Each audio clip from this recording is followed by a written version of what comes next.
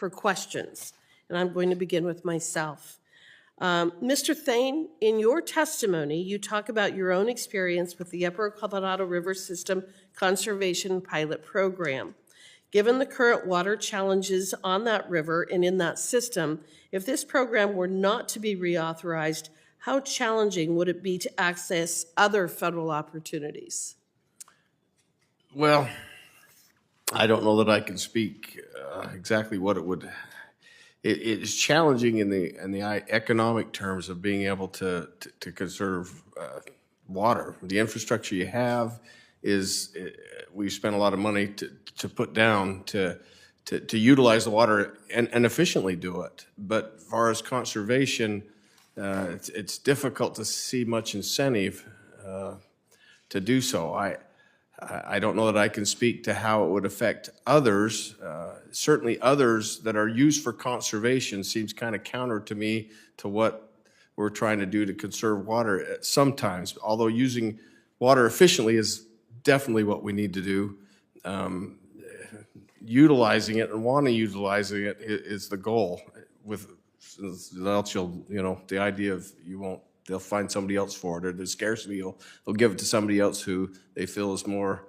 So I don't know that I can speak to how it would affect others' programs, but certainly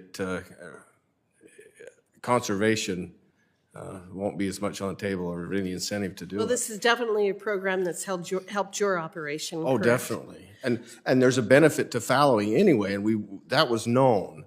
But just the economic costs of following those conservation plans when there's such scarcity and such demand for it had little interest. So at the end of your written testimony, you discussed the idea of Congress working on a more long-term solution to eventually replace the pilot program. Can you expound upon what that program would look like and how building more flexibility into a long-term solution would benefit farmers like you? Well, I think one thing that we're tied to is the state has each of the Colorado Compact, how much they get, and having the states be able to show conservation and allow them to have that demand management gives, protects their water share. I think this program allows you to hold that in place, at the same time conserve water for downstream. The second part of your question. So what I was curious about is whether you had any other ideas of how to build flexibility into the system for a long-term solution to benefit our farmers. Yeah, as long as it's measurable and accountable and the water that we're using is efficient, I think it's going to be important that that's recognized in conjunction with the conservation efforts. I think everybody's worried they're going to take their water. I think there's a big concern that that's going to happen. So as long as farmers are doing their part, that they're offered protection and the flexibility to do it in a rotational program where you can see the benefits of it without the worry of the loss or the lack of access to it. Well, thank you for that information. And Ms. Toombs, in your testimony, you mentioned that commercial undersea cables are important to national security. Could you please expand on how important these technologies are both domestically and globally? Yes, certainly. As mentioned, please turn on your microphone. Apologize for that. Yes, certainly. As mentioned earlier, and I'll just reiterate it, submarine cables really provide the backbone of the internet. I find that when I talk to people, they're surprised that that's actually where the internet comes from, if you want to call it that. They think it's satellite communications, and it really isn't. This is a submarine cable or a piece of a submarine cable, and they're just hiding in plain sight. And they do provide us with secure and fast communications domestically, intercontinentally, and globally. So I'm going to go on to Mr. Hipke real quickly here. You state in your testimony that the BLM's implementation of the Aquifer Recharge Flexibility Act has made it harder to implement and manage aquifer activities in your area.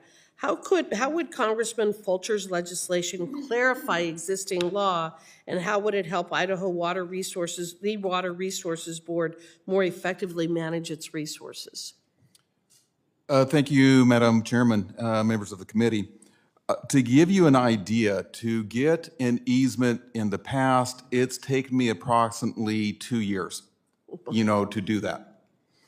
And for those that don't know, if you happen to see the news last summer, the ESP went through a curtailment or potential curtailment last spring, which was obviously a really big deal. That would have, if we had to move forward with that, would have curtailed a large portion of farmland. And the reason I bring that up is the recharge program's working, we just need to do more.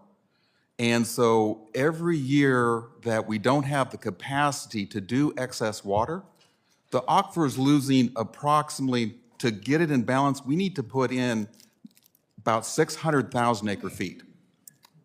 And so currently the program's only doing about 250. On a really dry year, we can only do less than half of that. So we have to be prepared on those wet years to be able to put that water in the ground, and we don't know when those are going to happen. So every year we don't have that in place presents a problem. Okay, thank you for your testimony. The chair now recognizes Mr. Huffman for his 5 minutes of